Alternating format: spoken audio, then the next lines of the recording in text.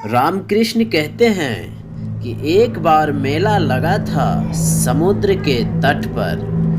काफ़ी भीड़ भी लगी थी, लेकिन उन लोगों में एक विवाद बड़ी गंभीरता से चल रहा था। वह विवाद था, समुद्र अथाह है या नहीं। मेला तो था ही, लोगों की भीड़ भी बहुत अधिक थी। अब वहाँ जितने व्यक्ति थे दो गुटों में बंट गया। बड़े बड़े पंडित अपनी अपनी पोथी पत्रा एवं शास्त्र खोलकर बैठ गए, इस बात को साबित करने की समुद्र अथाह है या नहीं। लोगों में बड़ी उत्तेजना जग गई कि देख आज कौन जीतता है और कौन हारता है। सारे लोग समुद्र के किनारे बैठे थे। कोई समुद्र के अंदर जाकर उनकी गहराई नापने की कोशिश नहीं कर रहा था, सिर्फ किनारे बैठकर ही बहस कर रहे थे। कोई कहे समुद्र की गहराई अथाह है तो कोई कहे नहीं। अब दोनों बातों पर काफ़ी शस्त्रार्थ हुए, एक दूसरे की ऐसी की तैसी कर रहे थे। कोई कह रहे थे कि अथाह है क्योंकि अभी तक कोई समुद्र की गहराई नाप नहीं सका।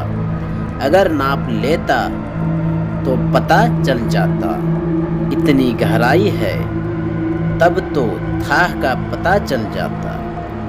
अब बात काफ़ी बिगड़ चुकी थी, लेकिन किसी के मन में यह विचार नहीं हुआ या नहीं हो रहा था कि समुद्र में कूदकर इसकी गहराई का पता करें। लेकिन उसी भीड़ के बीच में दो नमक का पुतला भी खड़ा था।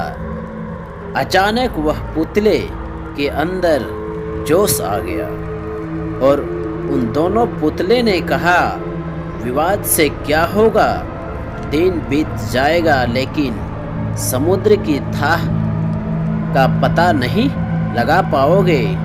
रुको, तुम लोग यहाँ इंतजार करना, हम दोनों जाते हैं समुद्र में कूदकर उसकी गहराई का पता लगा के आते हैं। वह दोनों नमक का पुतला समुद्र में डुबकी लगाया और समुद्र की गहराई की ओर बढ़ने लगा।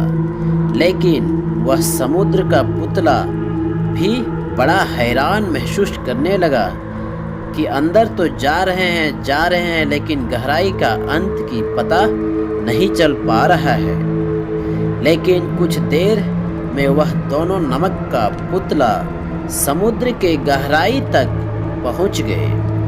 फिर जब दोनों के मन में हुआ कि अब बाहर जाकर सबको बता देना चाहिए कि समुद्र की गहराई थाह है या अथाह, परंतु तब तक वह दोनों नमक का पुतला भूलकर समुद्र की गहराई में ही समा गया था।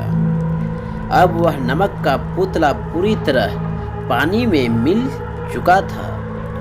बाहर समुद्र किनारे लोग और पंडित दोनों नमक के पुतला का इंतजार कर रहा था कि अब आएगा, अब आएगा।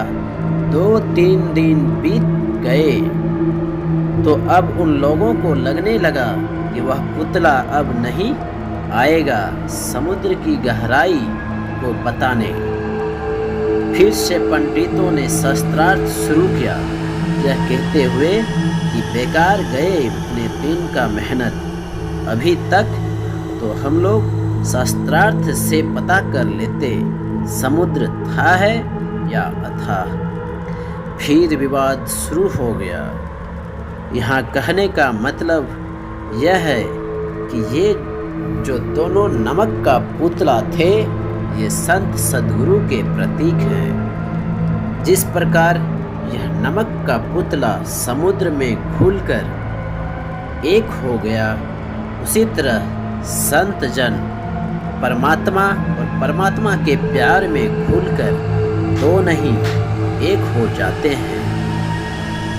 इसीलिए जब तक द्वैत है तब तक विवाद और झगड़े चलते रहेंगे, लेकिन जिस दिन पूर्ण रूप से एकता अद्वैतता के पता चलेगा तब यह विवाद खत्म हो जाएगा।